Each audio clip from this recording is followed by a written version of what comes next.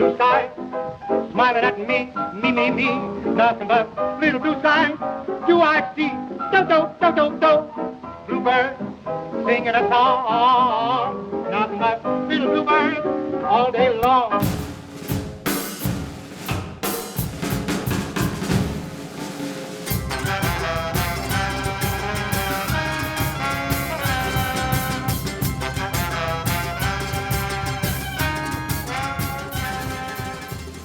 Welcome to Amusing Jews, where we celebrate Jewish contributors and contributions to American popular culture. I'm Jonathan Friedmann. And I'm Joey Angelfield. Producer-engineer Mike Tomren is working somewhere behind the scenes. Amusing Jews is a project of Adat Chaverim, Congregation for Humanistic Judaism, the Jewish Museum of the American West, and Atheists United Studios. Hey, Joey. The 1927 film The Jazz Singer made minor headlines a couple years ago when it entered the public domain. Remembered today as the first feature-length talkie, although it only has about 2 minutes of spoken dialogue and a handful of synced-up songs, The Jazz Singer is not a widely viewed film today, partly because it's almost 100 years old, but mostly because it features the once ubiquitous and now odious blackface. But there's still a lot to learn from the film and its star, Al Jolson. We're thrilled to chat with Richard Bernstein, a reporter, foreign correspondent, and cultural critic whose latest book is Only in America, Al Jolson and the Jazz Singer. Richard, welcome to Amusing Jews. Glad to be here. What drew you to Al Jolson and the Jazz Singer as subjects for a book? I was looking for a Jewish topic.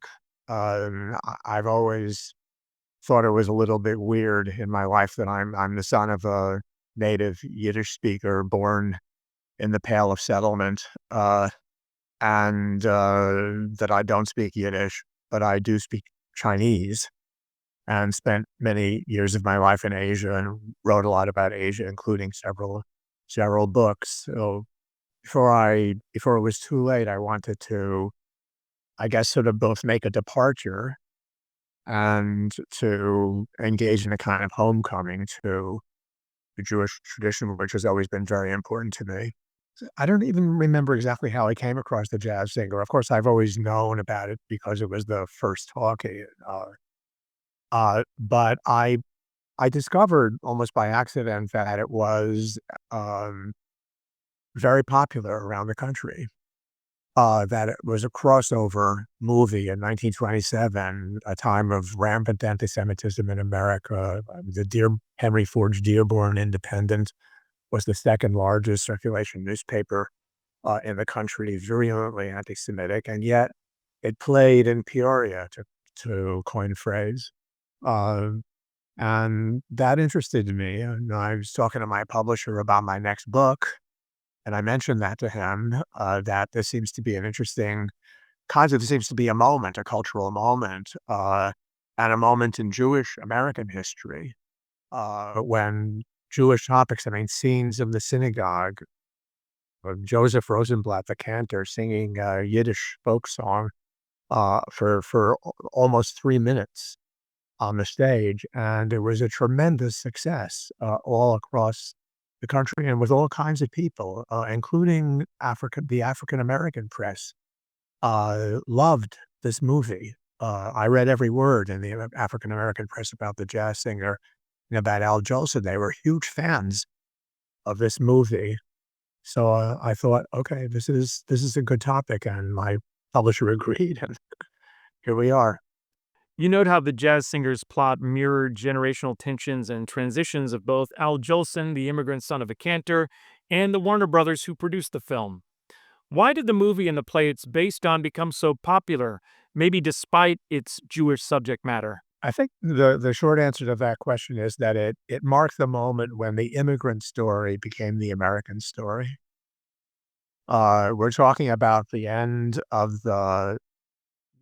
actually in 1927, the mass migration from Eastern and Southern Europe that began around 1880 had ended in an act of Congress amidst the very rhetorically violent anti-immigrant sentiment, in a way a little bit reminiscent of what's going on in the country right now, how these immigrants from Southern Europe, Eastern Europe, the Jews especially, are going to degrade the American.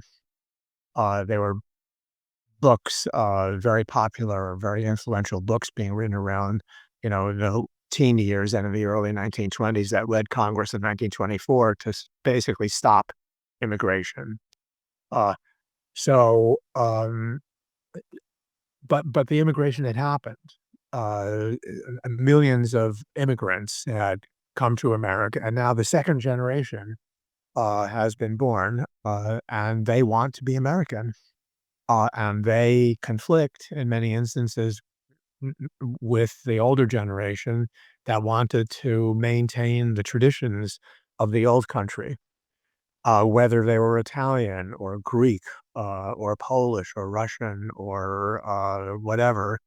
They experienced this conflict between uh, modern secularism and the desire to participate in modern American life, and the wish of the ancestors, or not the, I'm sorry, not the ancestors, but the of the older generation to maintain the old way of life. So I think that the jazz singer struck that nerve, and people identified with it. They saw their own experience in the experience of the Jolson character in the jazz singer. There's something heartening about what you're saying, and certainly comparing it to today, as you alluded to, the Johnson Reed Act of 1924, which put the stop to immigration and all the anti-immigration sentiment that was at that time. I think despite that, the population knew of its origins and knew that America was a nation of immigrants, and something like this could still be such a amazingly popular and also very influential success. I'm hoping that today pans out the same way, where the government might be moving in one direction, but the people on the ground see something very different and something much more positive about the immigrant experience. I mean, we've always been a country of immigrants, and and even if you think of Native Americans, they immigrated in a way also, and that's a enriching element to American life. It's what made America great, and to make America great again is not to oppose the influx of new people who have the energy and the will and the ambition to come to this country and to make new lives for themselves. It's always been the case, and it's always been a good thing for this country. Enjoying the show? Click like and subscribe. Al Jolson's use of blackface doesn't look so good today, but he was praised in black newspapers and had many African American admirers.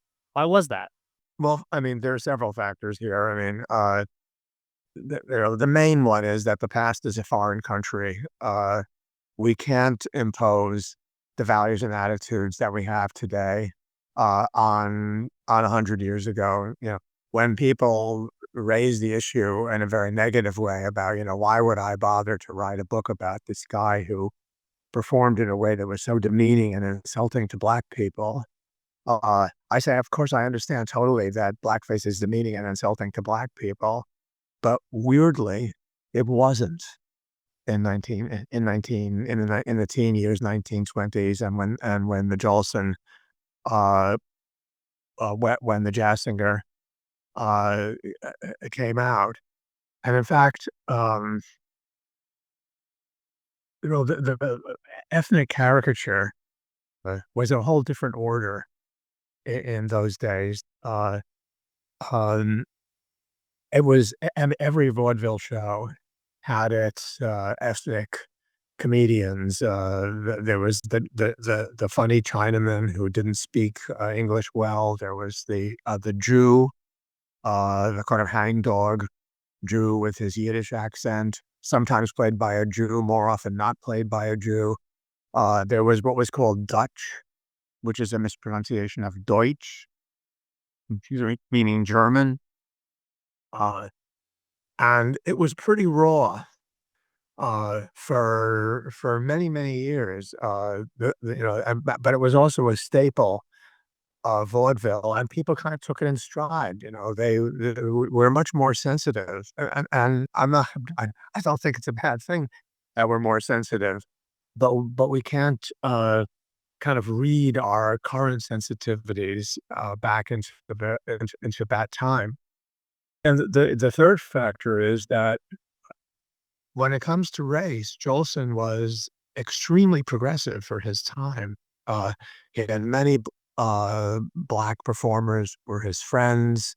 I like to tell the story. It's in the book about two of the most famous and most popular black performers were U.B. Blake and Noble Sisley, who, in I think it was 1919, produced Shuffle Along, the first really very successful Broadway musical that was an all black show, and it was hugely successful. It crossed over to wide audiences. I think it played like something 500 performances on Broadway before it went on tour.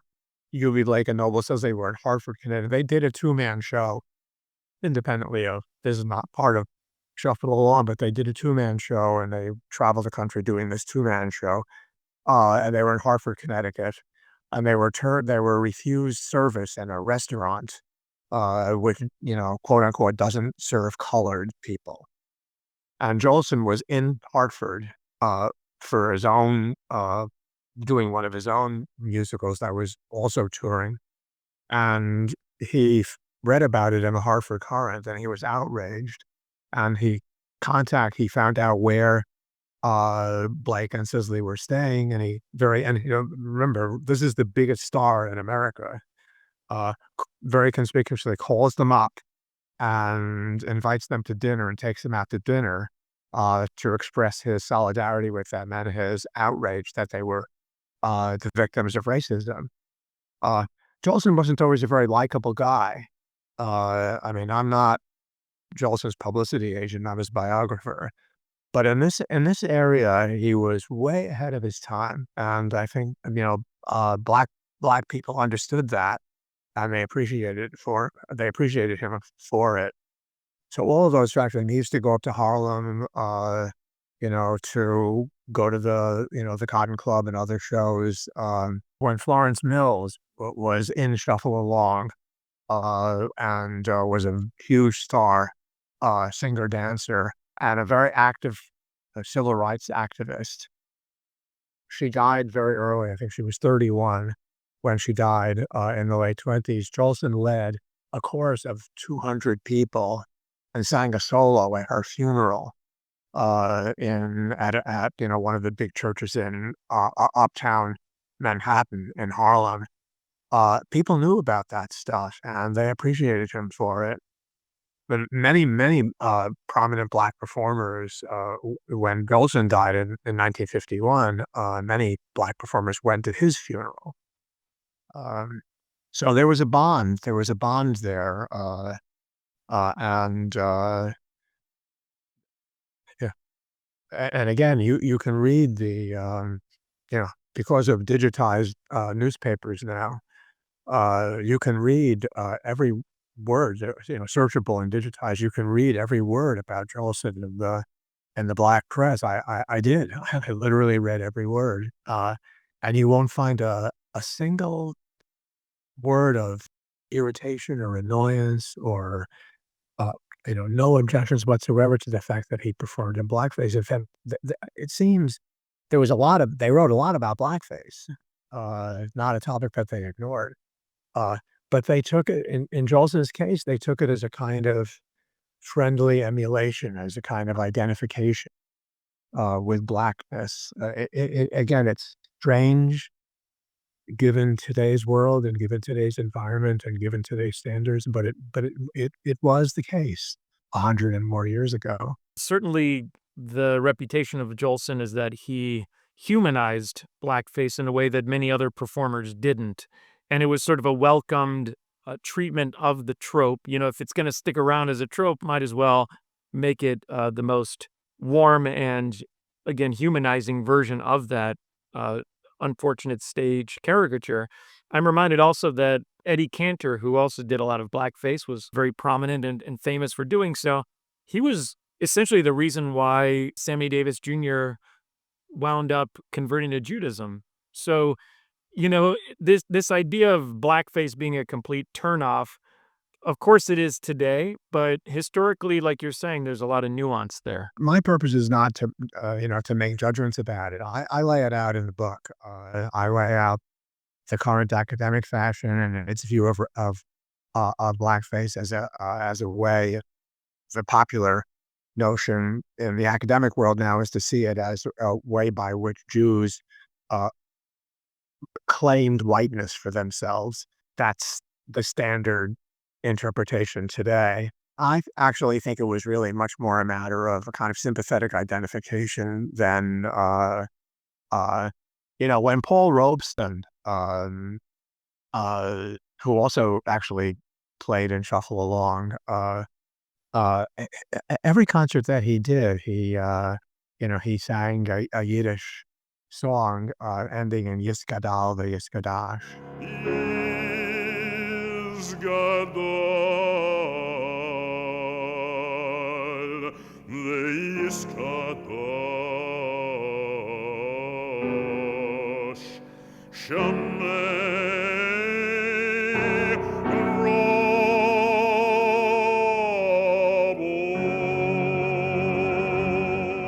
And we wouldn't accuse Robeson of insulting Jews when he did that. He was clearly making an act of sympathetic identification. Remember, it was also a time when the Jews and the blacks they regarded themselves as too discriminated against people, and they cooperated. I mean, the NAACP and the Anti-Defamation League formed within a couple of years of each other. They made a lot of common cause. So, and that's, and also you mentioned, I'm glad you mentioned this, Jonathan, because it's important here. I forgot to mention this myself, that the character that Jolson played in blackface, for the most part, I mean, he sang songs in blackface, Mammy, most famously, and Mammy is what ends The Jazz Singer, and it has that kind of, it's sort of that emblematic image of Jolson in blackface, white gloves, on one knee, arms outstretched, singing, my Mammy.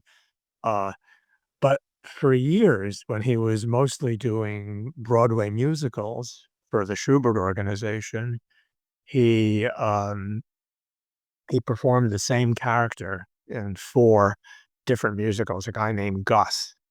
That was his blackface character. And it was not a racist stereotype at all. It was, I mean, other than the fact that he was in blackface, which I guess is, you can't get away from the fact that that's a stereotype. But the character was in a way kind of a very Jewish character. He was kind of the underdog. He was powerless, but he maintained this kind of wry, funny commentary on the world around him. In one of the musicals, he plays the assistant to Christopher Columbus, and it's actually Gus who discovers America, not Columbus. And at one point early on, King Ferdinand gets angry at him and says, that he's going to be executed at dawn. And Gus says, "No, sorry, that can't happen. I don't get up that early." So he was clever. He was funny. Actually, one of the Gus characters you can is in a movie called Big Boy, which is about a stable boy at a southern plantation, and Gus, played by Jolson in blackface, is the stable boy, and there's a movie version of it. I think it was in 1931, and you'll see that it starts out with a really beautiful rendition of "Go Down Moses." Go down, Moses, way down in Egypt land. Tell of Pharaoh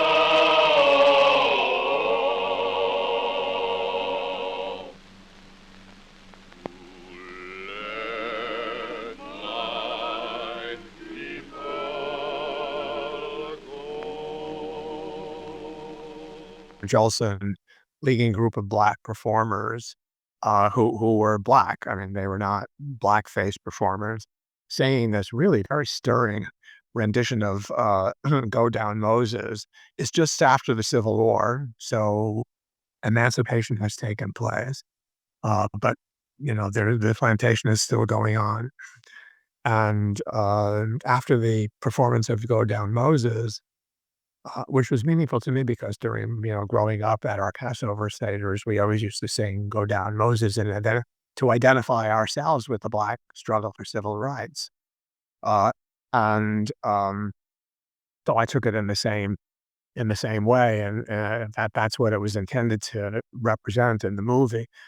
So afterwards, the bad guy in the movie is a former plantation owner named Jack Bagley. I think that's his name.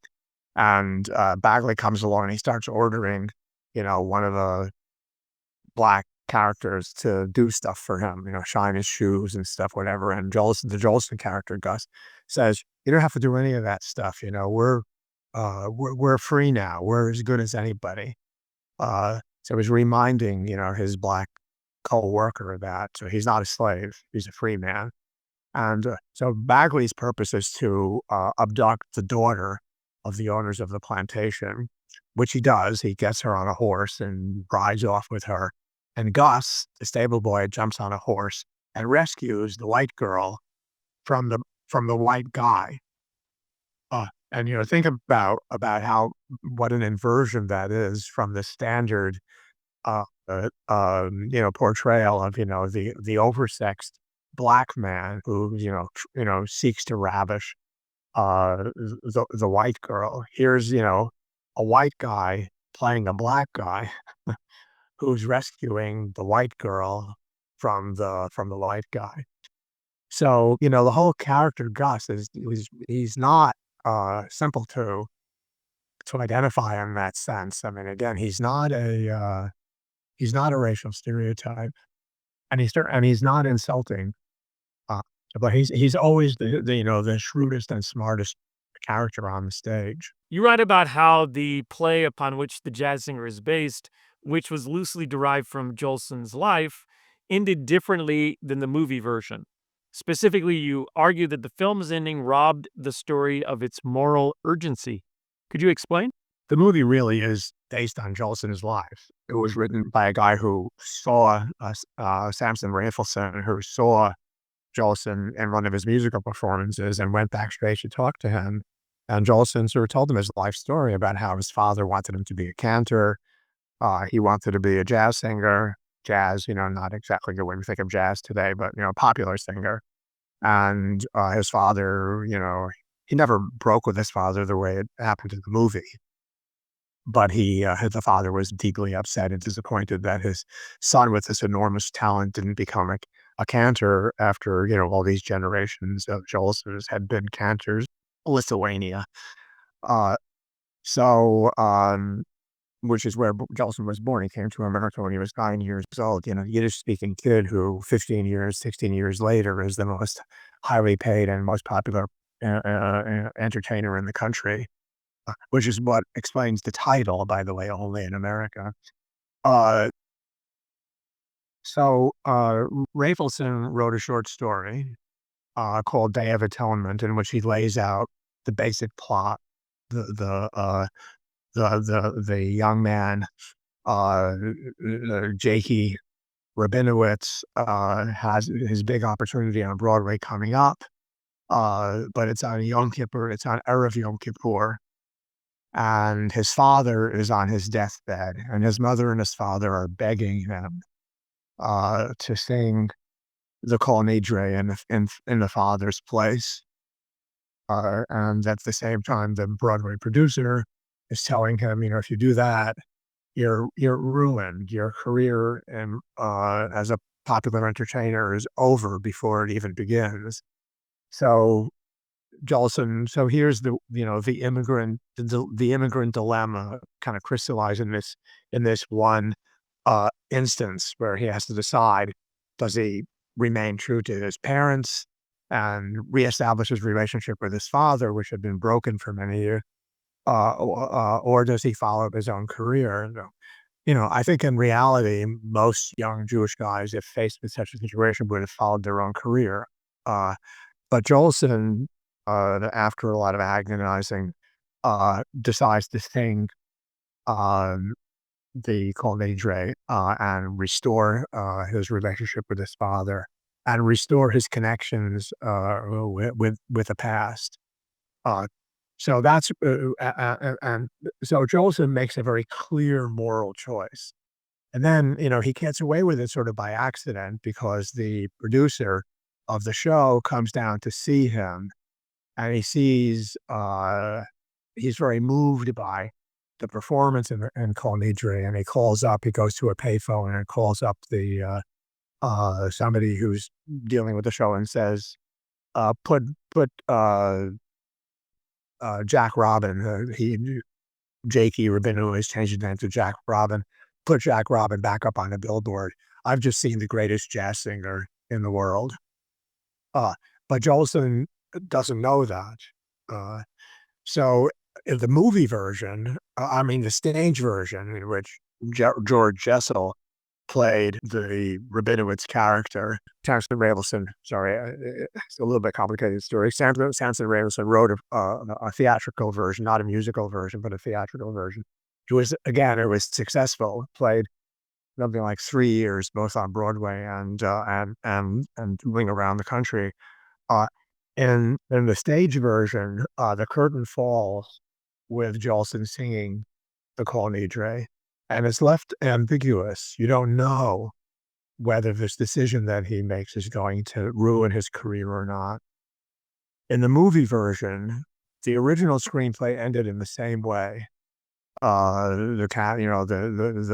a fade to the credits with Jolson singing the Kol Nidre, but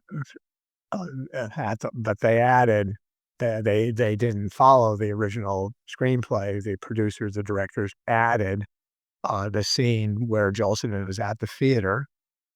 His father has died. His mother is cavelling over their son in blackface, performing Mammy on the stage. And to me, that kind of robbed the whole story of its tension and its pungency to sort of show this kind of mawkish, maudlin happy ending. Everything works out well. Everything is possible in America.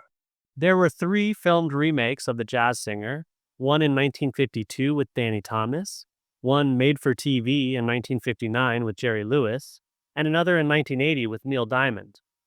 The 1927 movie was such a product of its time, it seems like the remakes really had no reason to be made. What's your take? To me, what's interesting about the remakes is the way they portray Jews in America. The first remake, the Danny Thomas one, takes place in Philadelphia in a synagogue that was founded in 1796 or something like that. And it portrays the Jews as very, very waspy Jews. They're very prosperous. They're no more long beards and kind of solemn, spare living quarters down on the Lower East Side. Now they live in in a splendid house that could have been the house of the university and president of the University of Pennsylvania, also in Philadelphia. Uh, then the Jerry Lewis one is a pretty. None of them are very good movies. By the time it gets to the Neil Diamond one, it's really no longer so much about whether Diamond is going to stick to the tradition or not. It's really about, is he going to be successful in his endeavor to become a popular singer? And of course, he does. And he sang three songs. He wrote 3 songs for the movie, and they became big hits. The Jerry Lewis one substitutes blackface with clown face. Where Jerry, it was a live 50-minute TV broadcast. It's awful. It's really it's just dreadful. Maudlin, clumsy, just totally full of cliches. And anyway, the clown face. So Jerry Lewis performs the Colney Drain clown face, if you can imagine. But they show the transformation of Jews, their situation, their self-conception, their prosperity, over the years. It shows how far they've come since the Jewish world of the Lower East Side in the 1920s. At least Al Jolson had the decency to wipe off his blackface before doing Kol Nidre. Seeing Jerry Lewis as a clown singing Kol Nidre is one of the most bizarre things I think I've ever seen. Yeah. Well, and obviously at that point, Jerry Lewis couldn't do it in blackface anymore. So I guess, in some sort of desperation, they chose to do this clown face thing instead, because he had been performing in some sort of show where he had to wear a clown a clown face. Yeah, yeah. Jolson does not perform Call Me Dre in blackface, but he performs it. And there's a lot of synagogue scenes in the Jazz Singer, with whole regalia, the songs. And again, one of the things that I love about the movie is this episode where Jolson attends a concert that Joseph Rosenblatt, the cantor, the most famous cantor in America, and it's that leads him to start thinking about, you know, uh, the world that he's left behind. And a little bit later in the movie, he talks about how the tradition is tearing at my heart. Uh, and he goes back to New York to visit his mother, who remains very motherly towards him, and to try to reconcile with his father. It just, doesn't is unsuccessful. His father refuses to reconcile uh, with him. But the whole effort is prompted by his hearing um, Rosenblatt sing. As with many entertainers, Jolson's persona on stage, screen, and radio did not always match his private persona. What sort of a man was Al Jolson? He was enormously talented, that's for sure. And he was very charming. He had a powerful personality, and he was very seductive. Um, but he treated women very badly. He was married 4 times, 3 times, and divorced 3 times. He was abusive to the 3 wives that he married before his final one, who was a nurse, that treated him when he was having surgery after World War II, and she was something like 40 years younger than him, and it was the only happy marriage that Jolson had. So there was his really abominable treatment of women, which cannot be justified or cannot be explained away by some change in our values. It was never acceptable to be abusive to women, even if it was common. Uh, he was extremely self-centered. Rafelson, who met him when he was a college student and wrote The Jazz Singer, uh, uh, talked about how it was impossible to talk to Jolson because it was always all about him. He didn't listen. He would just talk about this relating to him and that. He would just sort of take over and dominate the conversation. He was very nervous and extremely narcissistic. I mean, they said that during his years in vaudeville on Broadway, the stagehands would turn on when he was in his dressing room while other acts were going on stage. The stagehands would turn on the water to drown out the sound of applause that was taking place for other acts on stage, so that Jolson wouldn't hear it. Uh, they put they would actually literally invite or engage prostitutes to come to his dressing room in order to relieve the tension. Uh, so he was enormously self-centered, and just really not, I mean, sort of superficially likable, in a kind of a very kind of glad hand sort of way, very friendly, and capable of these, really very endearing gestures. But that would only last for a certain length of time before his megalomania kind of came to the surface. And on the other hand, he did heroic work performing for troops during both World War One and the Korean War, undergoing really pretty amazing hardships to do that, and some danger to perform for troops in the Korean War. And they didn't have a budget. He volunteered to perform for American troops in Korea and in Japan, and they didn't have a budget for it. And Jolson said that he would cover all the expenses. He did, and he went on this enormously exhausting tour, sometimes performing 3 shows in a day. Uh, and I think that's actually what literally killed him, 'cause, he came back. This is 1951. He came back, to LA where he was living, and, he died, of heart failure 3 weeks later. So he was a complicated guy, a mixed picture of likable and admirable features and, very unlikable features. So and it's laid out in the book. Like I say, I'm not Jolson's publicist. I'm his biographer. I lay out what I found to be the real picture of this complicated guy. I like how you also write about his affection for the film biographies that were made of him that were very fictionalized, the Al Jolson story and its sequel, which presented him as a completely likable person, and he was probably the biggest fan of those movies, the way that you described it.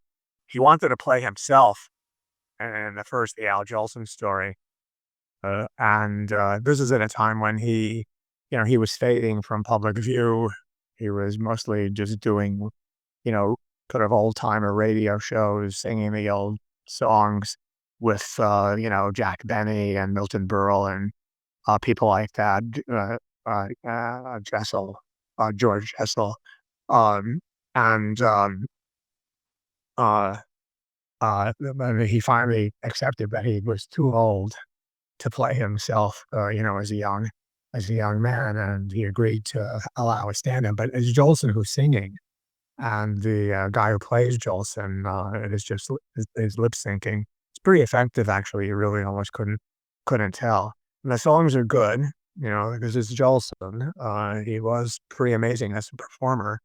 Uh, but the movie is just so completely false to the actual life. I mean, for one thing, his mother, who died within a year of the family arriving in America, and that's actually kind of a poignant thing. That in the movie The Jazz Singer, of course, the mother is alive.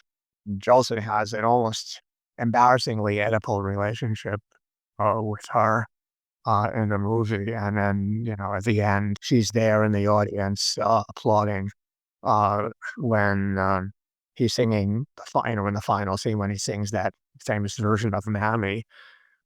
You'll kind of have to wonder what was really going on in the mind of this man who lost his mother when he was new in America. He's 9 years. He couldn't even speak English, and he's 9 years old, and his mother died in this new country, and he's being brought up by the strict, demanding father who's insisting on him leading a kind of life that he doesn't want to lead. So in the biopic, if you want to call it that, the Al Jolson story, the mother is very much on the scene. She hasn't died, and she's very, adoring and affectionate towards the son, as is the father. So the whole reality of the generational divide and the anguish, the father's renunciation of his son, the Jolson's failure to reconcile him. It's all absent from from the movie. They're just a happy father and father, mother, and son in both of the subsequent movies about Jolson's life. So which of course made it much less interesting than Jolson's actual story was. What can contemporary audiences take away from The Jazz Singer? I think it's I think it's a good glimpse into the world that we've just been talking about. That the brutal bargain of immigration, of Americanization, of ambition, that predominates over family ties, over the traditions from which the immigrants originally came. The older generation came to America in order to preserve the tradition, because they were free to do so in America. And the younger generation wanted to use their freedom to be something else. So in that sense, also, it's a story of freedom, and people using their freedom in this country, and in ways that can conflict with each other. I think it's a deeply American story, made at a time when these issues were just emerging, were much fresher. Thank you so much, Richard, for joining us. Pleasure. Thank you for having me. And to our audience, now back to your regularly scheduled lives. Amusing Jews is here to amuse you. If you like being amused, go ahead and click like and subscribe.